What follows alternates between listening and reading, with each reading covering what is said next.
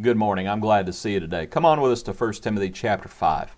1 Timothy 5 today. We're going to talk about something that it's not very popular, but we're going to talk about how the Lord's church is different than all the other religious groups out there today in a certain aspect. 1 Timothy 5, let's just start reading. Verse 3, honor widows who are really widows. We're talking about benevolence is what we're talking about. Verse 4, but if any widow has children or grandchildren, let them first learn to show piety at home and to repay their parents, for this is good and acceptable before God. Later in the chapter, at verse 16, it says, if any believing man or woman has widows, let them relieve them, and do not let the church be burdened, that it may relieve those who are really widows. This passage shows there is a clear distinction between an individual's responsibilities and the church's responsibilities. There are some matters that the church has no authority to be involved in, and the church should not be involved in. It has no authority to be involved in. All right? Most folks, they simply don't abide by this passage, and they do what they want to do. And when they do that, I want you to think about what happens when we ignore this passage. The first thing it does is it burdens the church. It burdens the church with a work that the Lord never wanted the church to be burdened with. That is what verse 16 says. It burdens the church. But also, in burdening the church with unscriptural work, it makes it that much harder for the church to do its God-given job. Right? When it is caught up in so many other things, it makes it that much more difficult for it to fulfill its role.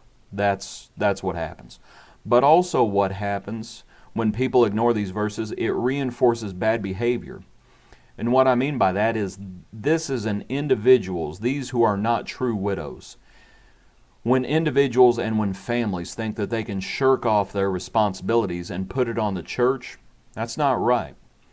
And when people allow that, it reinforces and it condones, it is at least complicit in bad behavior in individuals and families. When we do abide by the passage, though, you might think about earlier in chapter 3 at verse 15, Paul says he's writing to Timothy so he may know how to conduct himself in the church. And that's what we're talking about. When we conduct ourselves the right way concerning these things, what happens? It promotes the church functioning like it should, right? But it promotes the family functioning like it should. It also, I would suggest, it promotes the individual functioning like it should. I want you to think about concerning the widows.